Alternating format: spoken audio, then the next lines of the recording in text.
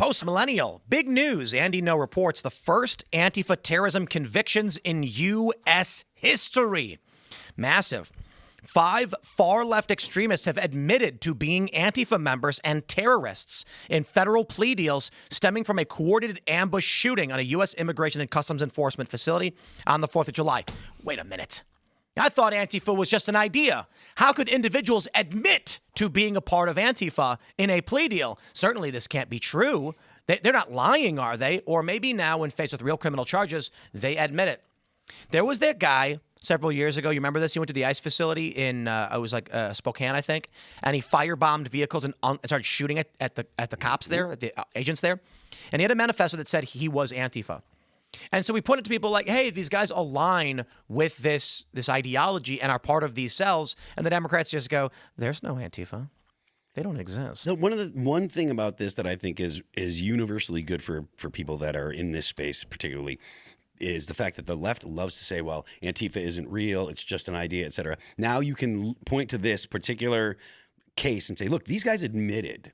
You know, they admitted so that way they could get a reduced sentence or whatever. They made a plea deal. This is a real thing. This is an actual organization. You can no longer say that it doesn't exist, that it's just an idea. These people are actually out there. They're looking to do harm to, in this case, ICE agents or law. You can just say law enforcement.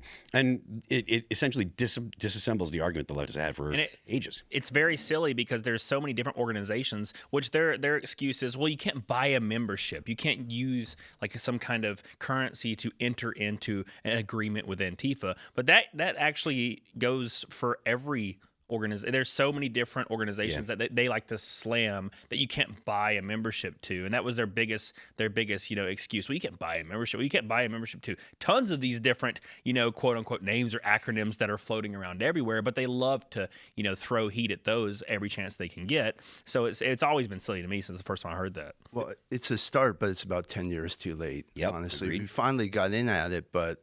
This was a sign of the fecklessness of Attorney General Bill Barr. This is a sign of the fecklessness of Lindsey Graham. Senate Republicans could have brought this to the fore and really educated the American population on what's going on here. And now we're gaslit for years to be told there is no such thing. And we watch cities being taken over. So, look, I'm not going to get overexcited. This is what should be happening every day. But at least it's a little bit of forward motion. It's a little better because we're so used to conservatives being more reactionary than actually taking action, like we were talking about yesterday. There's all these situations where we were like, please just do something, because as soon as the left is in power, they're throwing everybody in prison. They don't care what anybody thinks. They may be the party of morality and good feelings, but they'll throw you in jail in 2 seconds. And then when conservatives get in, it's all about angry emails. We're going to send a very stern email, and it's like, we need action. Yeah, this is a 5-person plea deal 11 months in. Where are the bulletin boards all over the country, the dragnet they did for J6? That could have rolled out like within the first 2 months of the Trump administration. So look, it's all over the states. This is a first nick at the problem, but let's get going. Yeah, it feels good, but at the same time, really, we're essentially just giving them kudos for doing the bare minimum of their job, right? These people are terrorists. These people attack law enforcement. They're trying to kill law enforcement. It was an organized attack.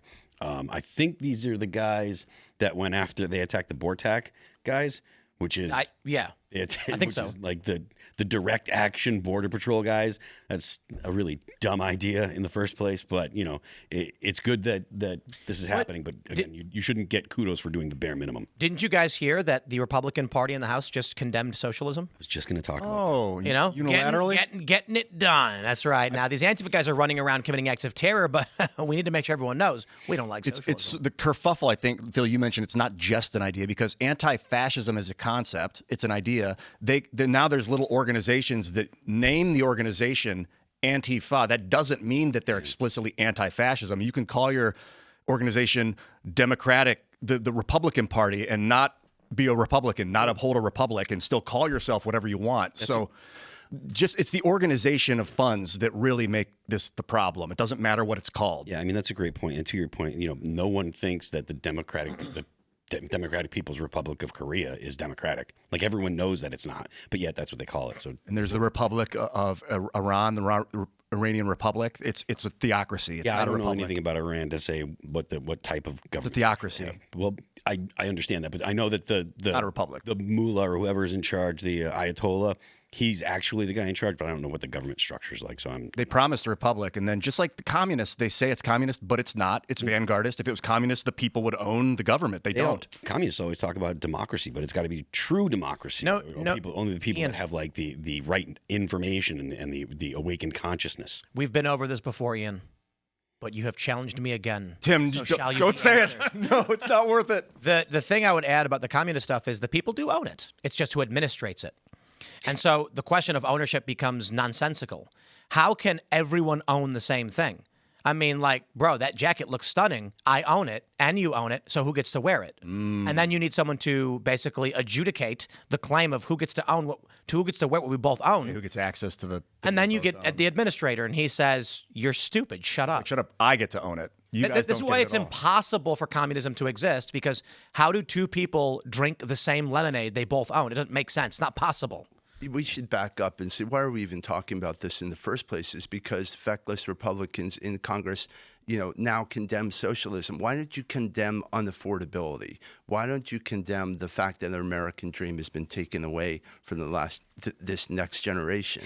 That's the reason why people are even thinking about this stuff. So giving things labels and getting into the actual political debate of what is socialism should never even be in our sphere to start with. We have this great land of liberty with all these resources, and the fact that people are being crowded out and even entertaining this is a travesty in the first place. Do you think it's like a what do they call it, a red herring? They're trying to focus on socialism, although it could be a serious problem, but it's like corporatocracy that's bankrupted our country through the Federal Reserve, but they just don't want to mention it. Is it corporatocracy that's bankrupted our? Well, they're using corporations like the Federal Reserve, a quasi-public private organization, Hold on. whatever you want to call it. We need a word for what this is. Is there a word for this? Because the Federal Reserve System that bankrupted us is not corporatism or capitalism. It's like Federal Reservism. Yeah, and the Bank for International Settlements, technically it's owned by its shareholders, so it's private, but they govern themselves. It's like no government has any authority over them. Centralized bankism. Yeah, it's above nationalism. They're trying to create a corporate governance system. Obviously ESG is explicitly a statement of we want a corporate government. And then, so I think that's what the Federal Reserve is, that tentacle in the United States of the corporate government. It's a private club at the end of the day. That's who controls the money supply, and it's kind of antithetical, obviously, to the basis of our participatory democracy. So that's what really stands out. That's the eternal tension with the Federal Reserve. I don't think we have a democracy or a republic or anything like that. I think we had an interesting debate earlier on the culture war about this rift in the right. And Joel Berry had made the point that the woke left wants a revolution, the woke right wants a revolution, and I said, but so do you. The MAGA conservatives are calling for a revolution of the liberal economic order. I heard you say that, and I thought maybe our system, the United States government, is sort of self-revolutionary with you can amend laws and you can put new people in power through voting. But bro, It's a type of revolution, even changing forward. To turn overthrowing forward the is liberal what it is. economic order is a revolution.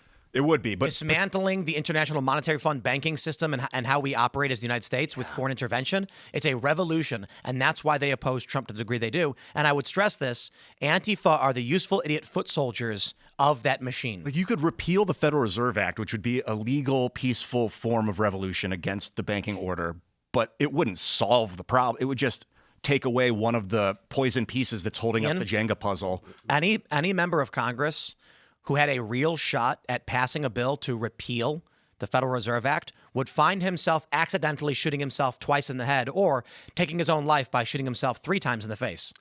I can say the very thought of surfacing that would probably cause a financial cataclysm. Yeah. That's how strong the impulse is that anyone get near this third rail alive of the Federal Reserve, even intoning audit or more transparency on the organization.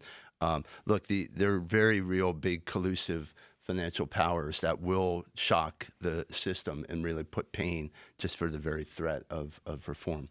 Like foreign systems, they'd be like, well, now's our chance to bankrupt the U.S., and they will tell everyone they brought it on themselves by repealing the Federal Reserve, and then they'll beg us to create another Federal Reserve Act. Like that, they'll like pull all their funds, they'll pull all their international support, and then we'll be stuck with fiat, like recreating a new currency based on what? All our gold that we sold to China. I don't know what's our gold status in right now. Fort Knox. Our money's based on faith in the system. And Indeed, confidence. If they fall back on crypto, we're equally screwed. Bro, Bitcoin is dumped. Have you Well, I seen just it? bought a bunch. I Because know, it's at discount. 82,000 or 84? something. 84. wild. From 120. Stock But market's this happens all obliterated the time. too. It went down 30%. So it's all something happened in the last 2 weeks. It means the dollar is doing well. Oh. If everything goes down, dollar's doing better. I hope. Maybe Trump is succeeding. Crossed. Yeah. Well, okay. So if we did, if there's a threat on the Federal Reserve, and then you, like you said, it would cause a chain reaction and a cataclysm on the economy. Yeah. Is there any like short-term, like a 5-year plan that we could reinvigorate American economy? Well, one, I think you have to have Federal Reserve governors and the board more receptive to having political appointees within it. We need more transparency, and that's what, part of the Secretary Besson and President Trump should push for, that ultimately people need to see through those windows and the goings on. It's really a kind of a group of macroeconomists who come right out of the academy and basically are superintending life for us. So first, getting to know what's going on in the building would be a first cut. And then ultimately, auditing it, getting some understanding of the numbers will go a long way. But removing it without having something in place is going to be really difficult. And even having this debate, like I say, you get marked. It's no one on Wall Street. Look, we were talking earlier about who's going to replace Trump, right? Trump is gone in 2 years after the midterms, and where does our movement go? In my case, I'm fighting for America first. It should never get handed over to Lindsey Graham. That's a guy who, if he had his way, there never would have been a Trump. There never would have been America first. But things like the Fed, many of these politicians have to get the money. It costs $1 billion plus to run for president, and that money is going to come from those big corporate titans, is coming from Wall Street. Do you think that there's a possibility? So the left is really moving away from that kind of the establishment Democrats, at least the base is, right? They tend to feel more affinity for people like Bernie Sanders or for AOC. Do you think it's possible for someone like that to raise the money necessary to run, or do you think that you still need the big establishment donors, at least on the Democrat side? Well, I'm running for small dollars. I'll remind everyone to go to pauldance.com. Prove me right. Look, that's our only hope, really. And, that the Democrats have been able to do it with the AOCs and the Bernies. And then on our side, you see that with, MTGs and Thomas Massey and these others who are really fighting the system. I think they can. They're very good at the small dollars and obviously the mind control, whipping people into a frenzy. There was, in my case, I was the architect of Project 2025, but I can't imagine how many millions, if not billions, they raised off of fear mongering on that. Is Trump adhering to your vision? About 80% of what they're doing in the first 11 months, I guess, is coming out of our work. Oh. It was always a repackaging of what Trump had done in first term, but it was also kind of a plotting of points. It was never supposed to be the agenda, but certainly a reference guide, a resource. And the fact that we had these policy and personnel modules ready to go day one, that's how he was able to come out of the gate, wave after wave after wave. Now, the question is, are we actually going to get things to stick? Are we getting the execution of it? And that's where we're getting bogged down. Doge particularly, man. Elon got just booted by both sides of both parties because he's getting too close to the big money. Yeah, I mean, look, I salute what he did. This was a real first cut at it. I really feel like Doge was a concept car. Well, Project 2025 was the concept car, and Doge might have been like the first production model. And it was cooler in some ways than the actual concept, which is kind of unusual. But, the way he moved out on it, bringing private sector techniques, really the accounting, is lessons learned from X, that you could actually remove 80% of the workforce and the things still kind of hum along. is important. Thanks for checking out this clip from Timcast IRL. Make sure to watch the show live Monday through Friday at 8 p.m. Subscribe to this channel, and we will see you all there.